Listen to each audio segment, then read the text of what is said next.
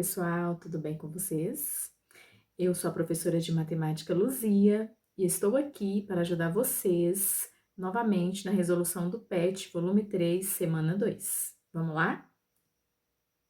Semana 2. Unidade temática números. Objeto de conhecimento, fração e seus significados como parte de inteiros, resultado da divisão, razão e operador. Habilidades. Representar por meio de um fluxograma os passos utilizados para resolver um grupo de problemas. Conteúdos relacionados, resoluções de situações, problemas por meio do fluxograma. Na questão número 1 vem algumas informações. Leia com atenção a explicação de Pedro. Nessa primeira parte aí, nós temos o Pedro explicando o que é um fluxograma. Para o seu entendimento, o fluxograma ele é uma representação de uma sequência de procedimentos lógicos. Ele utiliza uma ilustração como uma forma descomplicada, mostrando a trajetória de informações ou etapas que a compõem. A sua ilustração tem uma aqui no exemplo 2, na questão número 2. A sua representação ela é geralmente com formas geométricas, setas que unem a figura uma à outra. E o fluxograma ele pode ser utilizado para resolver problemas que apresentam a mesma estrutura. Na questão número 2 vem o exemplo de um fluxograma. Nesse fluxograma aí é para você determinar a fração de uma quantidade. Te dá os procedimentos. Primeiro passo, identificar a fração A sobre B e a quantidade em relação a qual se pretende determinar. Por exemplo, a número 2 é apenas para você entender o que é esse fluxograma, para determinar a fração de uma quantidade. Aí vem a questão número 3. Na questão número 3 diz o seguinte: Alice doou 3/5 de R$200 para uma família carente. Sua tia achou esse ato tão bonito que presenteou a Alice com o equivalente a 3/4 da quantia que ela doou para esta família. Utilize o fluxograma da atividade 2 para determinar. Letra A. A quantidade que a Alice doou para essa família carente.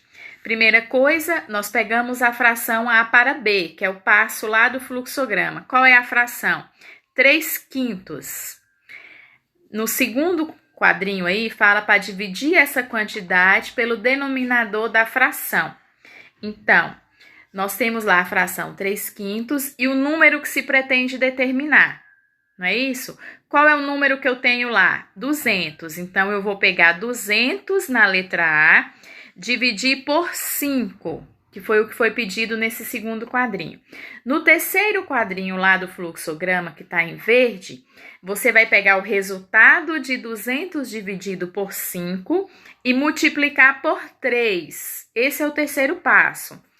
Ao chegar no resultado do quociente de 200 dividido por 5, você multiplica por 3. Quando chegar aqui no final, você já vai ter a solução, porque o resultado que você obteve é o seguinte: esta representação do último quadrinho é o processo todinho aí do fluxograma, que é pegar o valor X. Qual é o valor X que você tem? R$200. Dividir por B. Quem é meu B? É o denominador da fração, que é 5. Então, você pega 200, divide por 5.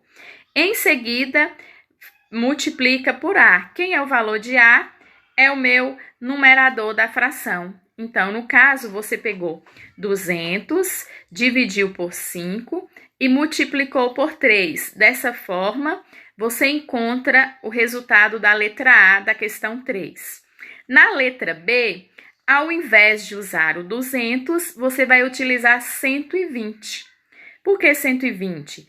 Porque a tia da Alice vai dar para ela 3/4 da quantia que ela doou, Então, já dando a dica aí da quantia que ela doou, você vai utilizar o valor que ela doou para calcular 3/4, utilizando os mesmos processos desse fluxograma, ok?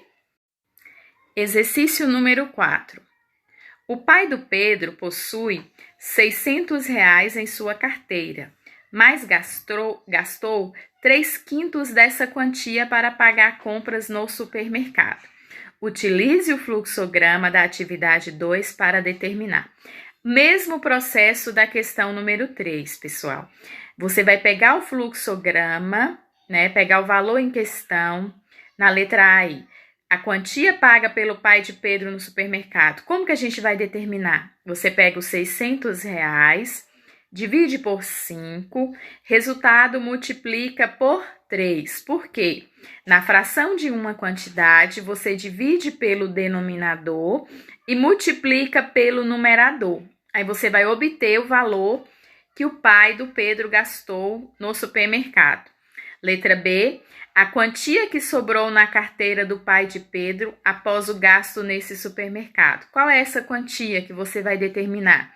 Você vai pegar o valor que ele gastou e subtrair dos R$ 600. Aí você vai descobrir quanto que ficou na carteira do pai de Pedro após essa ida no supermercado.